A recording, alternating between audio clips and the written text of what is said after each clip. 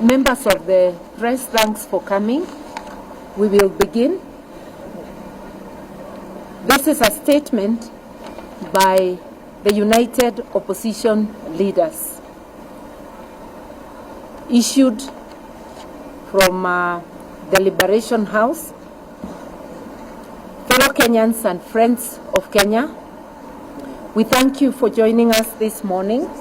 The United Opposition has one aim: to rescue and liberate our beloved nation from the clutches of the tyrannical and inept Ruto dictatorship. That is why we and the majority of Kenyans say unequivocally, one term.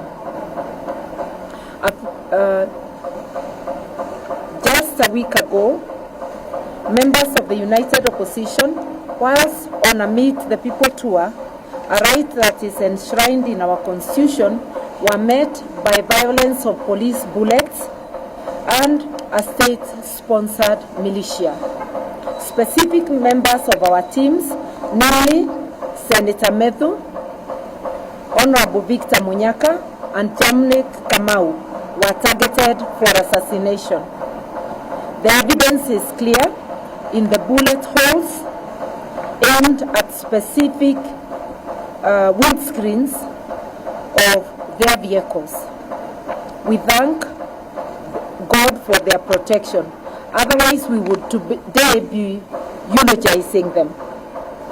Their only crime having been exercising their freedom of association and expression.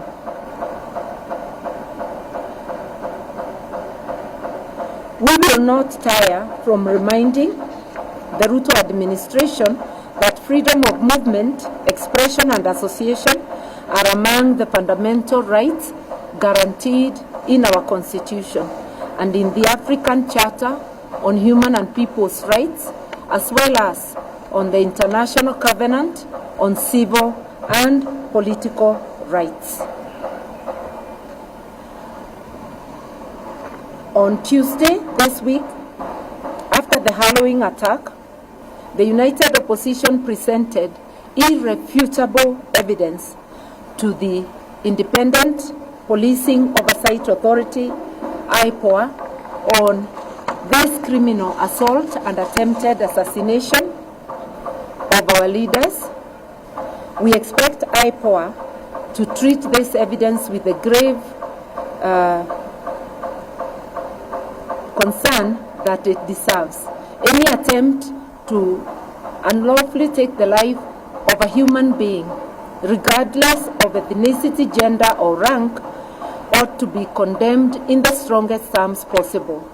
We therefore expect IPOA to hold the commanding officer who led this assault accountable.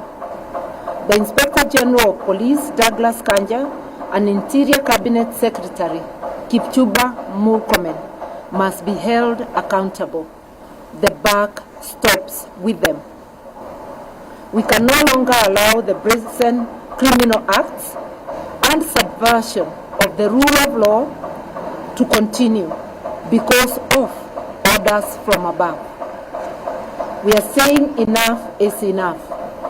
We have heard Ruto saying enough is enough, but we remind him as an employee, you can never tell your employer enough is enough. You can only pack your bags and go. We are his employers. We are telling him enough is enough.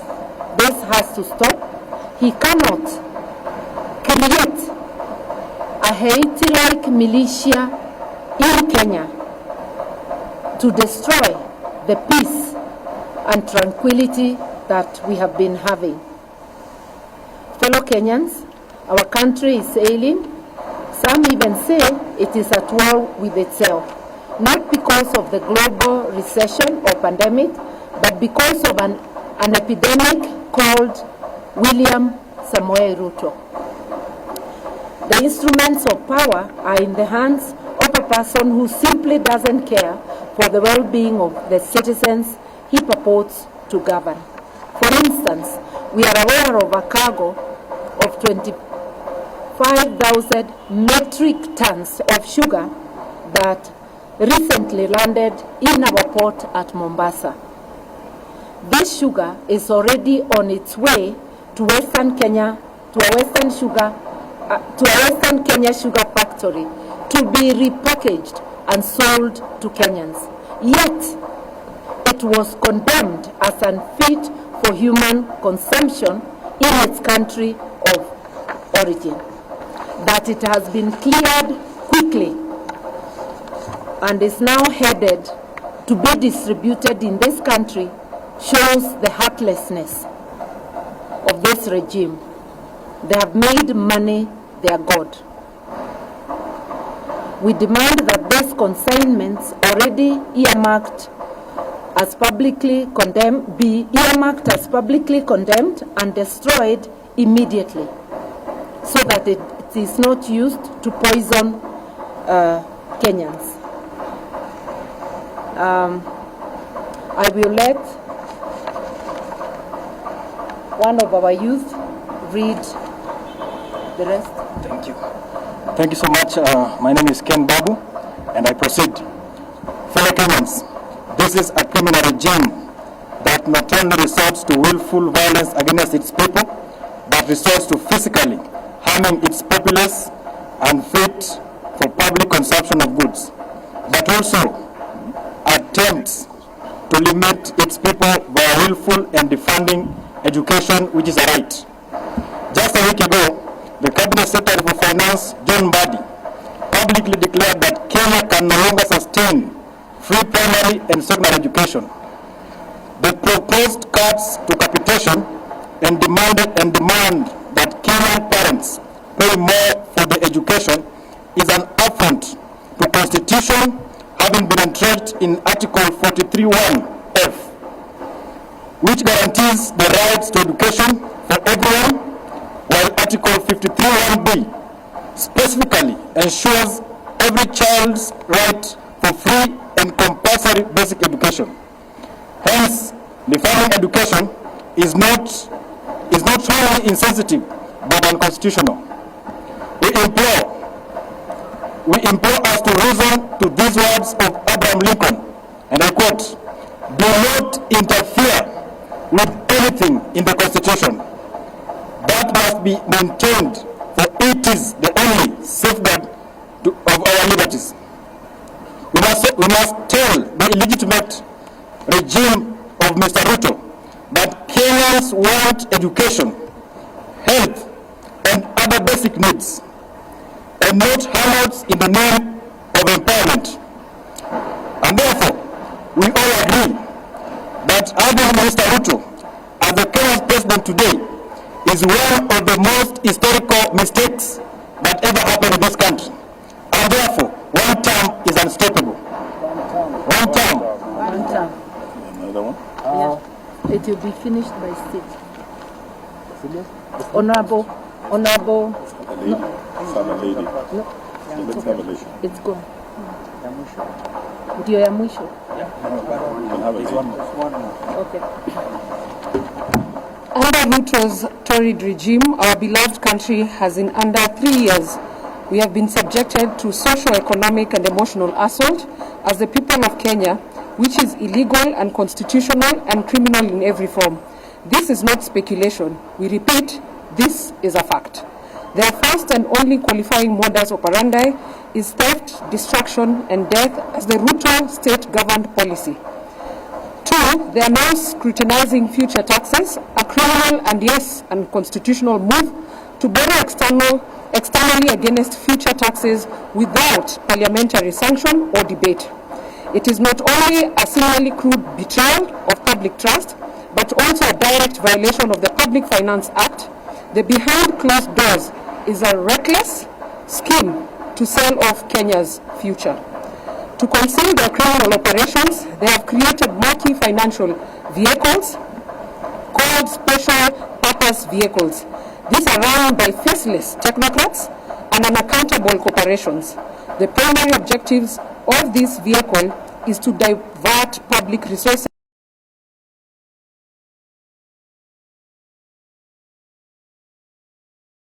highlight robbery, it is shameless thievery, the likes of which no nation on planet Earth has ever seen or should witness. We call for the following with immediate urgency. Number one, Parliament must reclaim its authority and halt the illegal securitization of public taxes. Two, an independent audit into all SPVs being used to handle public resources. Three, the government must restore full capitation to schools and publish a clear time-bound commitment to fund free education as enshrined in the law. Four, Kenyans must mobilize, organize, and resist through civic engagement, legal action, and national solidarity.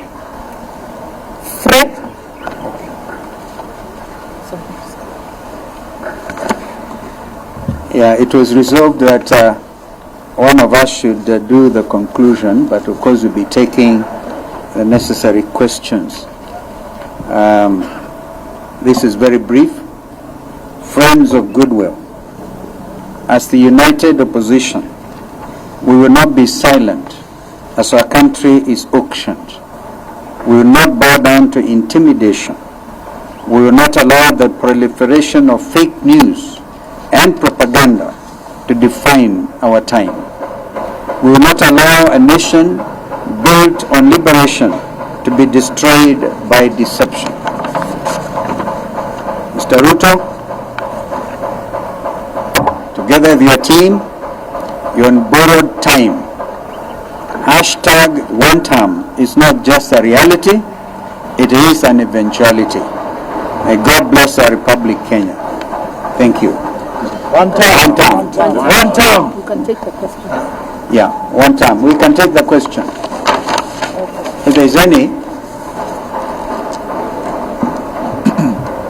and you can actually observe our inclusive nature of presentation. We will not leave the youth behind, and we will not leave the women behind. Nobody will be left behind. We do not claim monopoly of presentation going forward.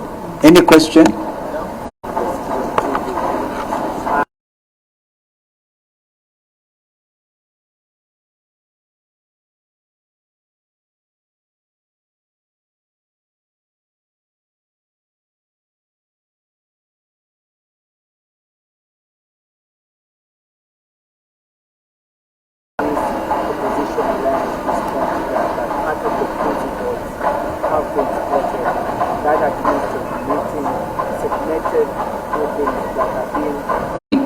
And any segment of the Kenyan community without being branded divisive. Absolutely no. We are not a divisive thing, and I think our sister was on one such trip in the States. If that's what you're referring to, I think Mother should handle that. We have already said in our statement, a desperate regime resorts to... There's no place on earth I know where you call a meeting and only certain people come. When it's a public meeting, everybody was there. So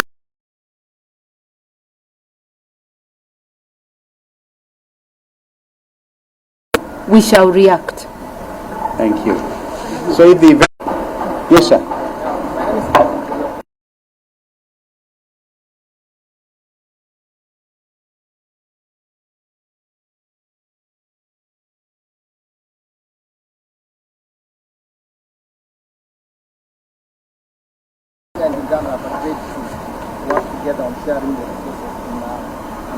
Some of us are very clear. We have stood, I can tell you very authoritatively, when I chaired the first ministerial commission to revitalize East African community. And it went on now to build on the mistake we made in 1977 when we killed East African community. Now we are fully back on East African community situation. So some of us stand for borderless East Africa and the rights of establishment. The parliament sitting in Arusha should be able to quickly deliberate on some of these things. So if you look at it that way, does it matter which side of the lake is Gachgua Island? Doesn't really matter, because we want to see a borderless East Africa where professionals can have rights of establishment in Kampala, in Dar es Salaam, in Kigali, in Juba, in Nairobi. That is the vision.